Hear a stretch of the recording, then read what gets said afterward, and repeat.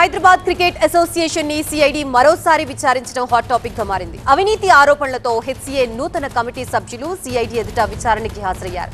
HCA నిధుల నుంచి 69 కోట్ల రూపాయల్ని విశాఖ ఇండస్ట్రియల్స్ కి బదిలీ చేసినట్లు స్పోర్ట్స్ స్టూడెంట్స్ ఫెడరేషన్ సభ్యులు ఆరోపించడంతో ఆ డబ్బుపై ప్రశ్నలు సంధిస్తోంది సిఐడి.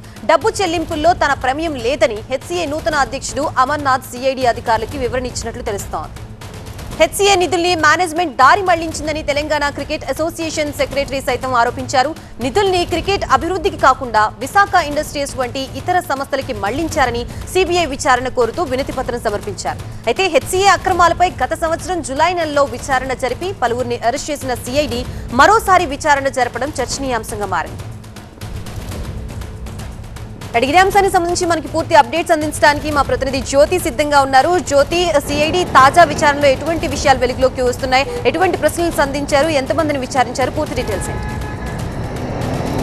హైదరాబాద్ క్రికెట్ అసోసియేషన్ నుంచి విశాఖ ఇండస్ట్రీకి 69 కోట్ల బదలాయింపు విషయంలో సిఐడి విచారణ ప్రారంభించింది. మొత్తం నలుగురిని విచారించింది. అది కూడా 4 గంటల పాటు కూడా ఈ నలుగురిని విచారించినట్టుగా తెలుస్తుంది. అందులో ముఖ్యంగా ప్రెసిడెంట్గా ఉన్నటువంటి అమర్నాథ్తో పాటు జాయింట్ సెక్రటరీగా ఉన్నటువంటి బసవరాజ్, అంతేకాకుండా సిఇఓ ఇంతియాజ్తో పాటు వైస్ ప్రెసిడెంట్గా ఉన్నటువంటి దల్జిత్ సింగ్ను కూడా విచారించారు. అయితే ప్రధానంగా ఏదైతే ఈ 69 కోట్లకు సంబంధించి హెచ్సిఏ నుంచి విశాఖ ఇండస్ట్రీస్కి వెళ్ళడం దాని పట్ల అభ్యంతరాలు వ్యక్తం చేస్తూ ఎవరైతే తెలంగాణ క్రికెట్ సంఘాలకు సంబంధించినటువంటి వాళ్ళంతా కూడా ఒకవైపు ఈడీ ఏసీబీతో పాటు మరొక వైపు మరి కొన్ని కేంద్ర దర్యాప్తు సంస్థలకు అప్పగించాలంటూ కూడా వాళ్ళు అభ్యంతరాలు వ్యక్తం చేస్తున్నటువంటి క్రమంలో తొలుత సిఐడి ఈ విచారణ స్టార్ట్ చేసింది. అందులో భాగంగానే ఈ నలుగురిని కూడా విచారించింది.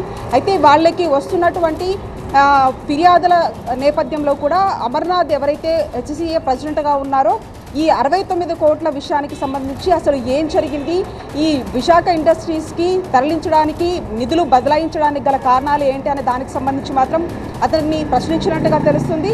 ప్రధానంగా ఎప్పుడైతే 2006లో విశాఖ ఇండస్ట్రీస్కి సంబంధించి 4 కోట్ల రూపాయలు పెట్టి ఈ ఉప్పల్ స్టేడియాన్ని నిర్మించడం జరిగింది. అందులో భాగంగానే అది కాస్త 6.2 కోట్ల వరకు కూడా జరిగింది. అదే సమయంలో హెచ్సిఏతో విశాఖ ఇండస్ట్రీస్ ఒక ఒప్పందం కుదుర్చుకుంది. దాంట్లో భాగంగా ఏదైతే అంతర్జాతీయ మ్యాచ్లు జరుగుతాయో అప్పుడు ఆ సమయంలో వచ్చేటటువంటి స్పాన్సర్లు కావచ్చు, అంతేకాకుండా ఆ టికెట్లకు సంబంధించినటువంటి వాటా అంతా తమకు ఇవ్వాలంటూ కూడా విశాఖ ఇండస్ట్రీస్కి సంబంధించినటువంటి వాళ్ళు హెచ్సిఏతో ఒక ఒప్పందం కుదుర్చుకుంది అనేది హెచ్సిఏ వర్గాలు చెప్తున్నటువంటి పరిస్థితి. ఆ నేపథ్యంలో అప్పుడే 2008లో ఐపీఎల్ రావడము, ఆ తర్వాత కాస్త కూడా ఇది అంతా కూడా ఒక ముదురుతూ వస్తున్నటువంటి వివాదం. అయితే తాజాగా 22 సంవత్సరాల తర్వాత ఈ యొక్క నిధుల బదలాయింపుకు సంబంధించి కూడా హెచ్సిఏలో చాలా నిధుల దుర్వినియోగం జరుగుతుంది అంటూ కూడా ఎవరైతే క్రికెట్ సంఘాలకు సంబంధించినటువంటి సంఘాలు ఉంటారో వాళ్ళంతా కూడా అభ్యంతరాలు వ్యక్తం చేసుకుంటూ ఇటు ఏసీబీ కావచ్చు, ఈడీ కావచ్చు, అంతేకాకుండా సిఐడికి కంప్లైంట్స్ ఇవ్వడం జరిగింది. అందులో భాగంగానే ఇప్పుడు సిఐడి మాత్రం ఇన్వెస్టిగేషన్ కొనసాగిస్తోంది. మరొక వైపు ఈ కేసుకు సంబంధించి ఖచ్చితంగా సిబిఐ దృష్టికి కూడా తీసుకెళ్తామంటూ కూడా మరికొంతమంది ఈ క్రికెట్ సంఘాలకు సంబంధించినటువంటి వాళ్ళు చెప్తూ ఉన్నారు. ఓవరాల్గా కూడా ఈ 69 కోట్ల నిధుల విషయం వెనక అసలు వీళ్ళు తరలించడానికి గల కారణాలు, అప్పుడు కుదుర్చుకున్నటువంటి ఒప్పందాలు ఏంటి అనే దానికి సంబంధించి కూడా ఒకవైపు అధికారులు ప్రశ్నిస్తున్నట్టుగా అయితే తెలుస్తోంది. Right, thank you.